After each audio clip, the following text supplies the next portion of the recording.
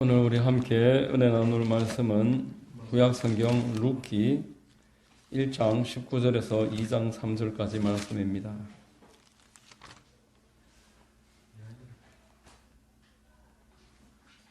구약성경 룻기 1장 19절에서 2장 3절까지 제가 봉독해 드리겠습니다. 이에 그 두 사람이 베들레헴까지 갔더라. 베들레헴에 이를 때에 온 성읍이 그들로 말미암아 떠들며 이르기를 이가 나오미냐 하는지라. 나오미가 그들에게 이르되 나를 나오미라 부르지 말고 나를 마라라 부르라. 이는 전능자가 나를 심히 괴롭게 하셨음이니라. 내가 풍족하게 나갔더니 야훼께서 내게 비어 돌아오게 하셨느니라. 야훼께서 나를 징벌하셨고 전능자가 나를 괴롭게 하셨거늘 너희가 어찌 나를 나오미라 부르느냐 하니라.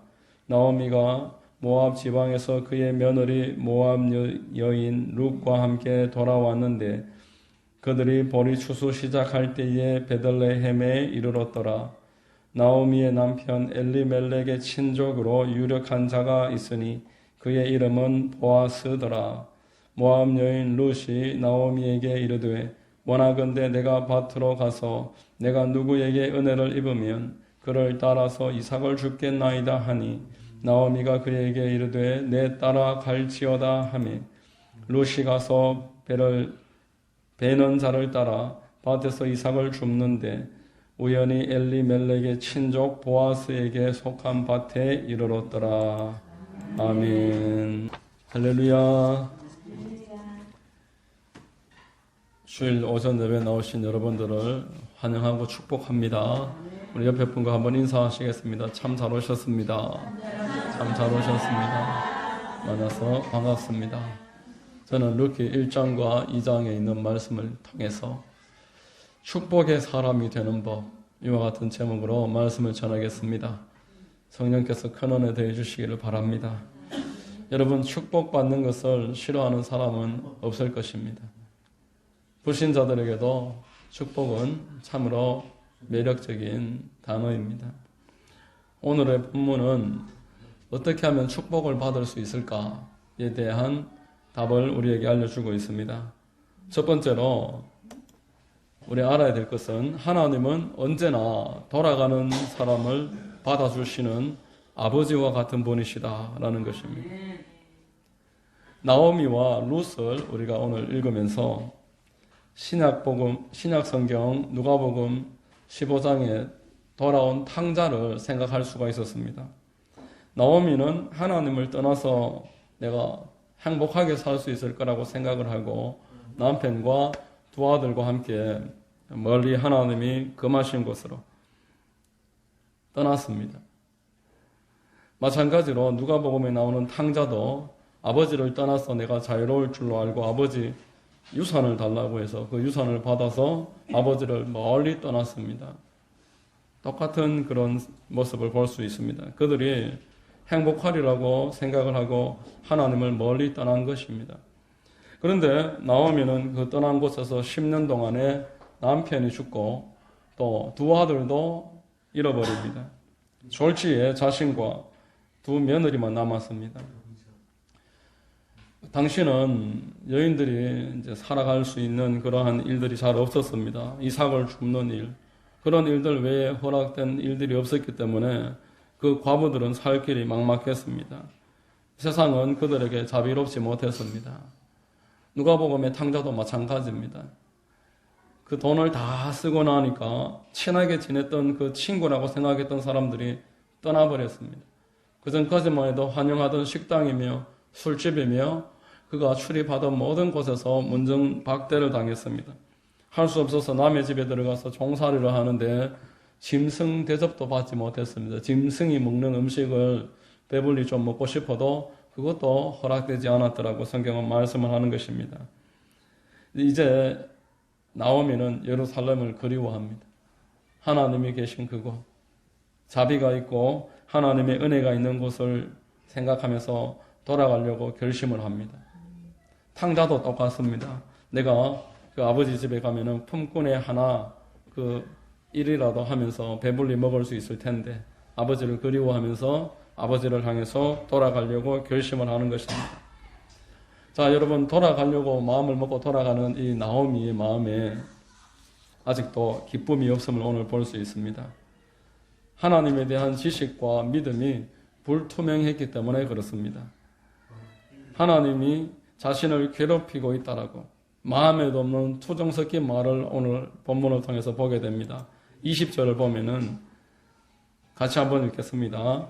나오미가 그들에게 이르되 나를 나오미라 부르지 말고 나를 마라라 부르라. 이는 전능자가 나를 심히 괴롭게 하셨음이니라. 어처구니 없는 항변입니다. 자기의 불행을 하나님의 탓으로 지금 돌리고 있습니다. 자, 21절을 보시면은 내가 풍족하게 나갔더니 야훼께서 내게 비어 돌아오게 하셨느니라.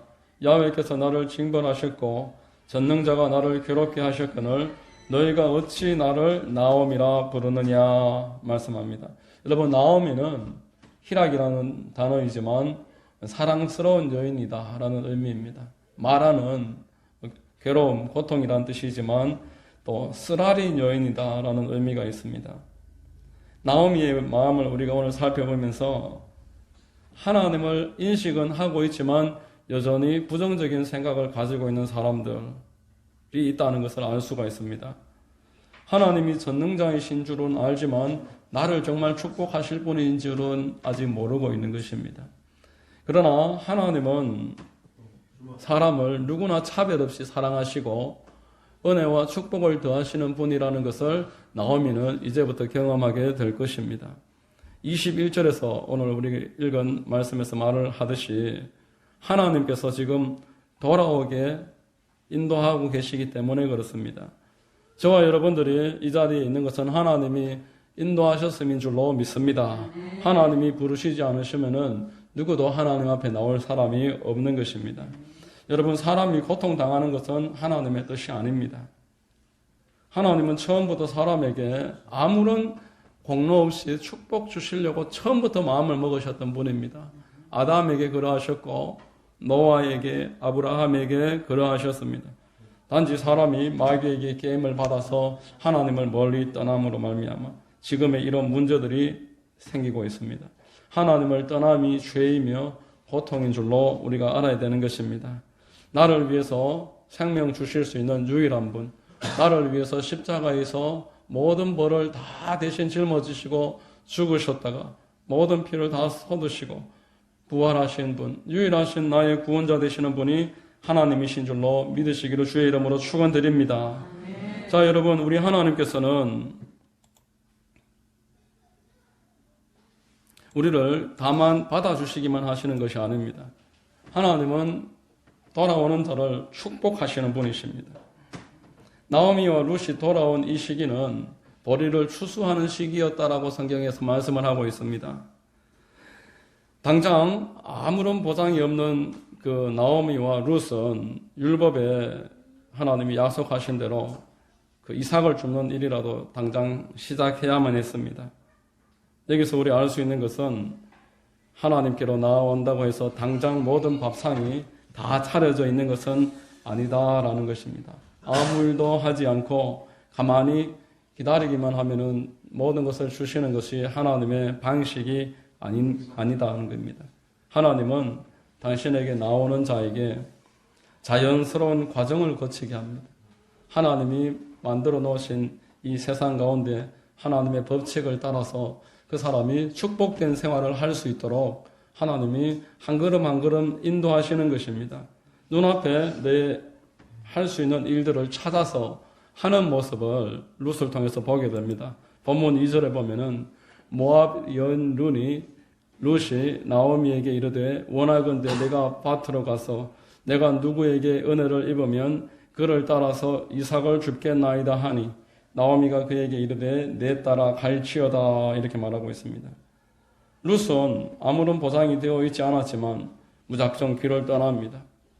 무작정 길을 떠나다가 이제 이삭을 줍는 일을 하려고 그 발길을 닿는 곳에서 그 일을 하려고 출발을 했던 것입니다. 그렇게 갔을 때에 마냥 좋은 일만 만나지 못했을 것입니다. 짓궂은 사람들도 만날 때가 있었을 것이고 또 다른 사람들의 시기가 있었을 수도 있습니다. 그 일을 하려고 이미 벌써 나와 있는 다른 사람들이 다른 곳으로 가라고 밀어내는 사람도 있었을 것입니다.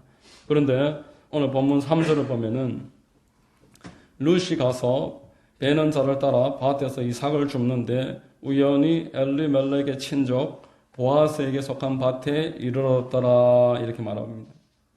여러분 보아스는 열왕기상에 나오는 그 7장 21절에 솔로몬 성전 앞에 두 기둥 야긴과 보아스 그가 세우신다. 그에게 힘이 있다. 여기 그에게 힘이 있다라는 말입니다. 보아스.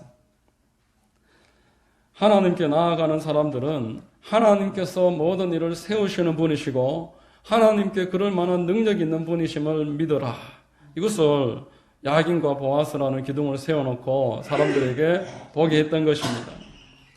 여러분 룻기 4장 3절에 의하면은 이 보아스와 엘리멜렉은 친형제지간이었을 것이다 라고도 볼 수가 있습니다.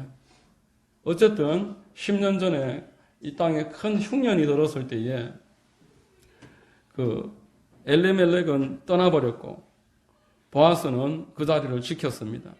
그 자리를 지킴으로 하나님께서 그래도 세우실 것이다. 하나님께서 나를 도와주실 것이다. 이러한 믿음의 선포를 날마다 하면서 지금 이때까지 보아스는 그 자리를 지켜왔던 것입니다. 보아스가 유력자가 된 것은 하나님께 꼭 붙어 있었기 때문입니다. 보아스가 참된 하나님의 사람이라는 것은 그가 룻을 어떤 식으로 대하는지를 보면은 충분히 알 수가 있습니다. 하나님께서 그 보아스를 은혜를 주셨고 보아스는 받은 은혜를 헛되이 낭비하지 아니하고 하나님을 믿고 하나님에 대한 신뢰를 지키면서 맡겨준 자리에서 믿음의 삶을 살았더라라는 겁니다. 근래에 우리 사순절 특별 새벽 기도회를 마치고 새로운 기도 제목이 생겼습니다. 제게. 여러분 우리가 확신하는 것은 모든 위기는 하나님께로 나아가는 초청장이다라는 것입니다. 하나님은 당신이 부르신 사람, 그래서 당신에게 의지하고 나아가는 사람을 만나주시고 반드시 그에게 상대해 주시는 분이시다라고 말씀을 하셨습니다. 제가 지난 주일 예배를 마치고 가만히 생각을 하다가 지금까지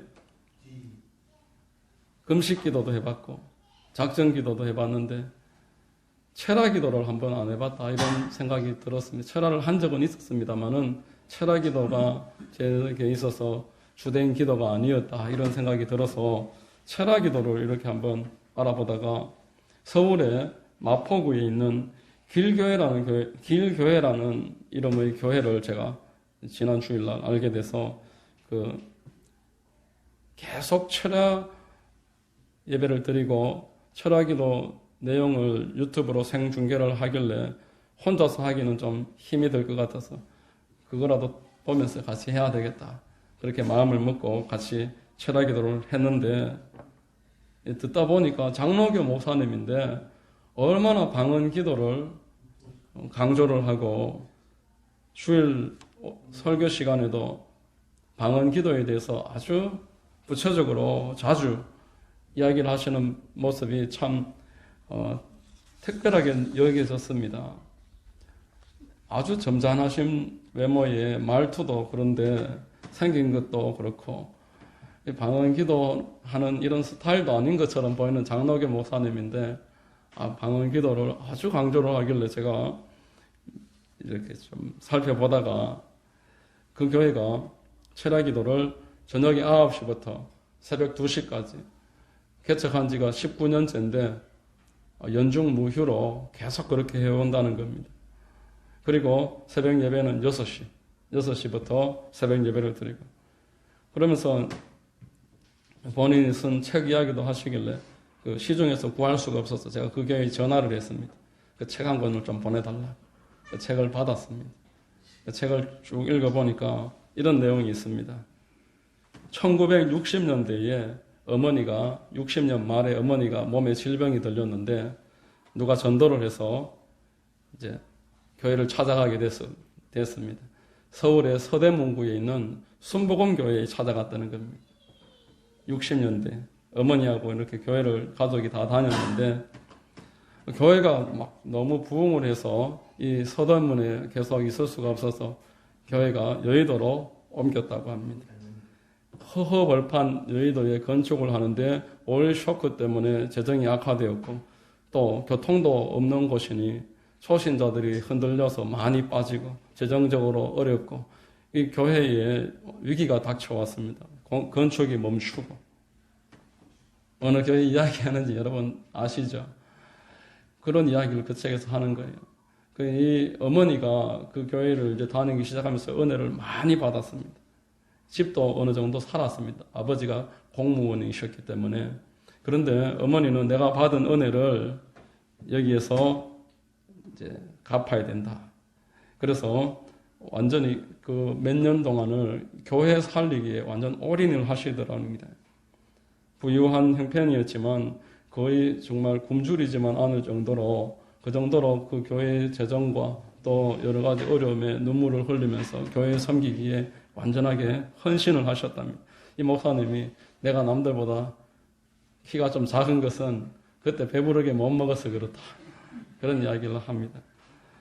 조영기 목사님과 순복음교회, 여의도 순복음교회의 이야기였습니다.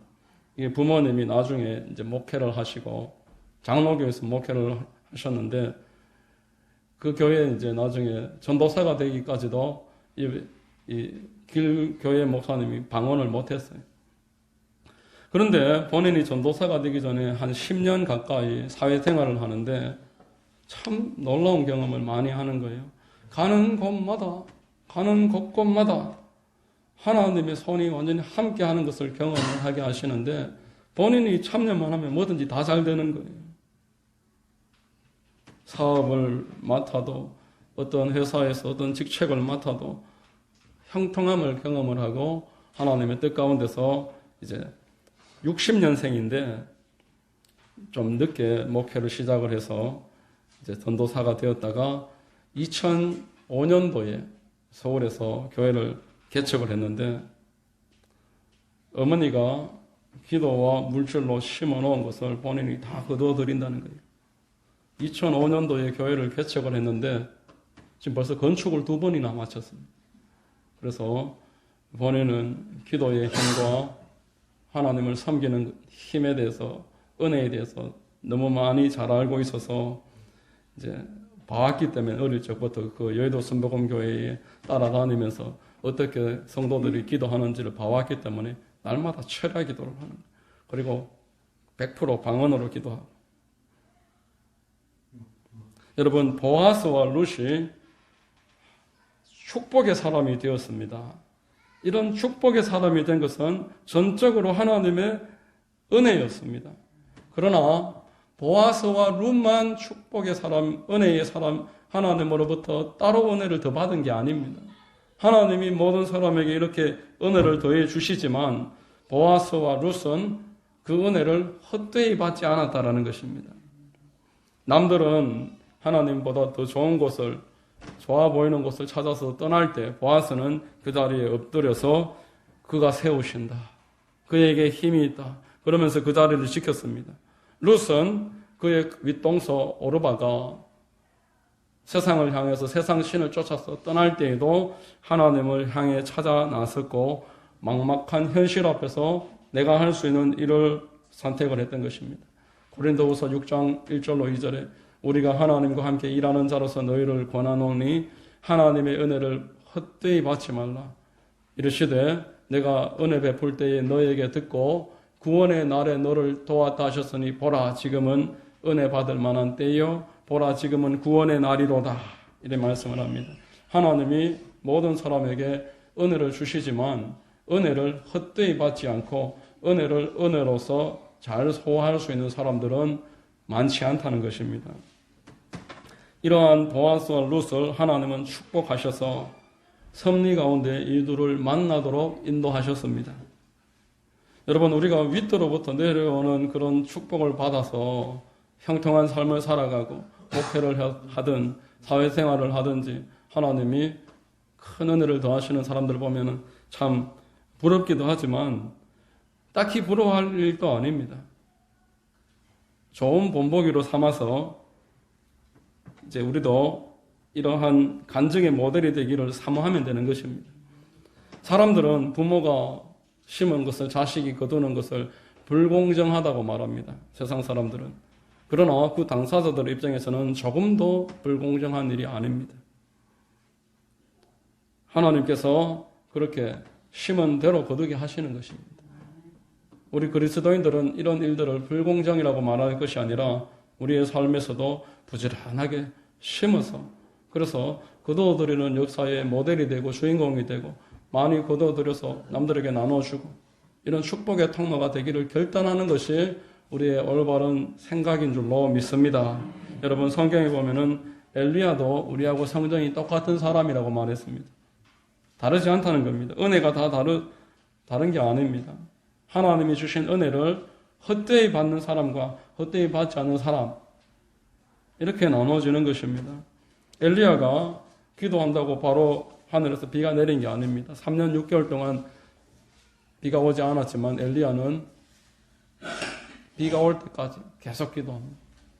구름이 떠오를 때까지 1번 하고 2번 하고 3번 하고 4번 하고 5번 하고 6번 하고 마지막 7번째 구름이 떠오를 때까지 끝까지 기도하는 사람이 있습니다. 7번이라는 말은 숫자 7이라는 의미라기보다도 완전수의 의미가 있습니다. 하나님이 약속하신 것이 나에게 이루어질 때까지 포기하지 않고 뒤로 물러서지 않고 끝까지 전진하면서 나아갔다는 것을 이야기하는 것이 7이라는 숫자입니다. 우상 숭배자 850명과 대결해서 밀리면은 그 자리에서 생명을 보존할 수가 없습니다. 생명을 다 바쳐서 그 영적 전쟁을 치렀습니다. 그리고 승리해서 우상 숭배자들을 그 자리에서 칼로서 처단을 했던 것입니다. 하나님이 주신 은혜를 엘리야는 살렸습니다. 여러분, 지난주 우리가 부활주를 예배를 드리면서 부활이 준 선물이 기도와 전도다, 이렇게 말씀을 드렸습니다. 예수님이 십자가를 지시면서 마지막에 이제 부활하시고 승천하실 텐데 혼자 남을 제자들을 생각하면서 너희들이 이제 내가 떠나겠지만 기도하는 사람들이 되어라. 내 이름을 가지고서 기도함으로 내가 너희들과 함께 있는 것과 동일한 일을 너희들의 삶을 통해서 만들어라. 내가 했던 일보다 내 이름으로 기도하는 너희들이 더 큰 일도 하게 될 것이다, 말씀을 하셨습니다. 여러분, 기도할 수 있는 시간이 있고 기도할 수 있는 교회가 있는 그게 은혜인 겁니다. 이 기도의 은혜를 내가 받았는데 열매를 맺는 게 내 몫입니다. 그래서 누군가는 열매를 맺고 누군가는 열매를 맺지 못합니다. 하나님이 내가 가만히 있는데 내 삶의 열매가 많아지게 결코 하시지 않습니다. 그렇게 하면은 이 세상에 있는 사람들이 전부 다 하나님의 법칙을 역행하는 모습으로 살아갈 것이기 때문에 하나님이 심고 거두게 하시는 겁니다. 기도하고 응답받고 응답받을 때까지 포기하지 않고 기도하고, 그 길교회 사모님은 새벽 예배 시작할 때까지 기도합니다. 그 교회 많은 성도들이 그 시간까지 기도합니다. 생방송으로 많은 성도들이 그 시간까지 눈물을 흘리면서 기도합니다. 9시부터 아침 6시까지. 응답이 오지 않을 수가 없는 것입니다. 부활이 준 두 번째 선물은 전도입니다. 여러분, 전도는 성도의 특권입니다. 하나님이 함께 하시겠다고 약속하신 유언이 전도입니다. 네가 전도할 때에 내가 너와 함께 하리라. 그런데 전도하지 않는다는 것은 하나님이 함께 하심에 대한 사모함이 없는 것입니다. 그 일을 하는 자에게 100배로 갚아주리라. 여러분, 우리가 어떤 투자하는 일에 100배로 갚아주시겠다고 하면은 그 일에 투자를 안 하겠습니까? 내가 오늘 10,000원짜리 주식을 사면은 100만원짜리로 돌려준다 그러면 안 할 사람이 누가 있겠습니까? 하나님이 전도하는 자에게 100배로 갚으시리라. 그런데 내가 전도하는 일을 소홀히 한다면은 그건 하나님의 약속을 믿지 않는 것입니다. 전도할 수 있는 기회를 주시는 것이 은혜입니다. 그래서 그것을 실천함으로 누군가는 그것을 복으로서 받게 될 것입니다. 여러분, 우리가 잘 아는 대로 예수 믿는 사람 안에 성령이 계십니다. 그래서 예수 믿는 우리 각 사람이 성전입니다. 구약 성경에 다윗과 솔로몬이 예루살렘 성전을 쌓기 위해서 다윗은 일생 동안 모았던 모든 것을 다 아들에게 물려주었고, 솔로몬은 20년 동안 왕궁과 성전을 건축을 하는데 올인을 합니다. 여러분, 우리가 한 사람을 복음으로 전도를 해서 예수 믿는 사람을 만드는 것은 이 땅에 하나의 성전을 세우는 것입니다. 예수 믿는 사람이 성전이라면은 내가 전도해서 그 사람이 예수님을 구주로 영접을 하고 그래서 참된 성도가 된다면은 나는 내 물질과 내 시간을 가지고 이 땅에 성전을 하나를 건축한 것입니다. 그만큼 가치가 있는 것입니다. 여러분, 우리가 하우스 사역을 하는 것은 전도하는 일에 내 물질을 드리는 것입니다. 내 개인적으로 물질을 들여서 전도하는 일이 하우스 사역입니다. 내 집에 누군가를 초대하는 일은 대단히 부담스러운 일입니다. 그 장소까지 누군가를 인도한다는 것은 대단히 힘들고 어려운 일입니다. 그러나 집집마다 사람을 초대해서 복음과 식사로 대접을 하고 그가 예수를 믿을 때까지 가르치고 섬기고 인내했던 것은 예수님이 제자들에게 가르쳐 주신 방법이고 초대교회의 성도들이 했던 방식입니다. 여러분, 노방전도하는 일은 이제 맨손 가지고 강속에 뛰어 들어가서 물고기를 잡는 것과 같습니다. 언제 어떻게 잡힐지 알 수가 없습니다. 그냥 계속 그렇게 잡는 것입니다. 잡다 보면은 뭐가 하나씩 걸려들 것입니다. 그런 식으로 개인 전도하는 것이고 혼자 맨손으로 전도하는 일이 노방전도입니다.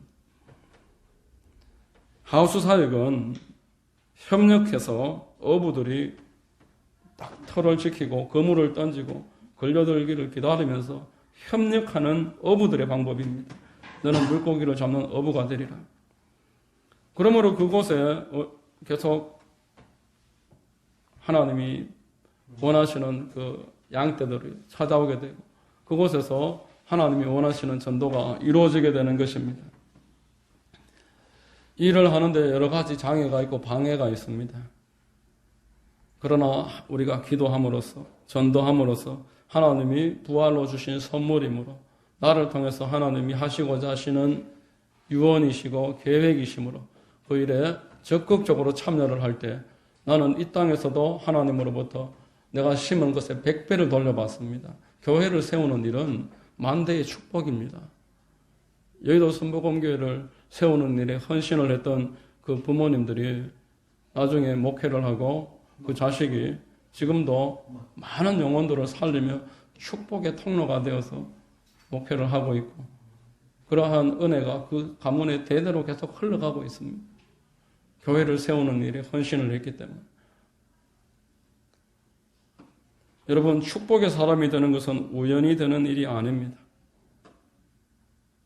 이 보아스처럼 본문에 나오는 보아스처럼 하나님께 능력이 있다고 외치는 사람이 축복의 사람이 됩니다. 룻처럼 세상은 저쪽 방향으로 갈지라도 하나님이 원하시는 방향을 향해서 과감없이 돌아서는 사람이 하나님이 예비해 놓으신 복을 얻을 수 있고 그곳에서 보아스와 같이 이렇게 동력자가 생겨서 축복의 통로, 하나님의 사람의 아주 아름다운 기준의 그러한 모델이 될 수가 있는 것입니다. 작은 일부터 내가 할 수 있는 일을 찾아서 할 때에 저와 여러분들이 축복을 얻게 될 줄로 믿습니다. 하나님이 주신 은혜를 가치 있게 만드는 것은 저와 여러분들의 몫입니다.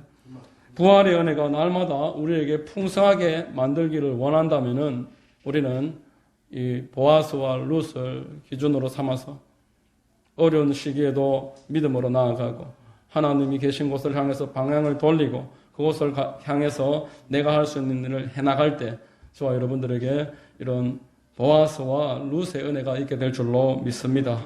이런 은혜가 여러분들에게 더욱 풍성하게 되시기를 예수님의 이름으로 축원합니다. 기도하겠습니다.